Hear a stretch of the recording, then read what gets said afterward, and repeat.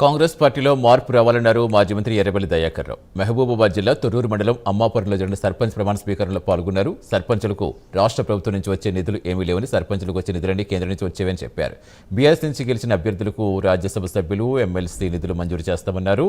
సర్పంచులు ఎవరూ అధైర్యపడద్దని తెలిపారు. అవసరమైతే కేంద్ర మంత్రులను కలిసి గ్రామాల అభివృద్ధికి నిధులు కోరతామని చెప్పారు.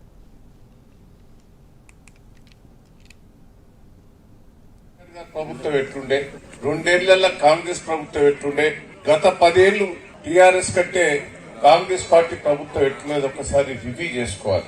ఆ రివ్యూ అమ్మాపురం గ్రామస్తులు చేసుకున్నారు. మీరు 10 ఏళ్లలో నేను కూడా కాంగ్రెస్ ప్రభుత్వంలో ఎమ్మెల్యే ఉన్నప్పుడు అమ్మాపురం వచ్చేది. అమ్మాపురం చూస్తే నాకు బాధ అనిపించేది. ఇంత పెద్ద రోడ్డు, అన్నారం వరకు రోడ్ అయింది. అన్నారం నుంచి తొర్రూరు వరకు రోడ్డు లేదు సరిగ్గా. మీకు గుర్తున్నదో లేదు? అప్పుడు వర్ధనపేట ఎమ్మెల్యేగా ఉన్నప్పుడు నేను అన్నారం వరకు ఏదో రోడ్ వేయించాను. మళ్ళీ అన్నారం నుంచి తొర్రూరు వరకు మోకాల పట్టి బొందలు, మీకు గుర్తున్నాయో లేదో, సింగిల్ రోడ్డు మోకాల పట్టి బొందలు ఉండేవి. నేను 2 ఏళ్లు సైలెంట్ గా ఉన్నా. ఎందుకున్నా అంటే ఈ 2 ఏళ్లు అప్పుడే నేను లొల్లి పెడితే ఇది కావాలి అది కావాలి లొల్లి పెడతాను, ఓడిపోయి ఉండి కూడా ఇంకా లొల్లి పెడతాను అని అంటారు.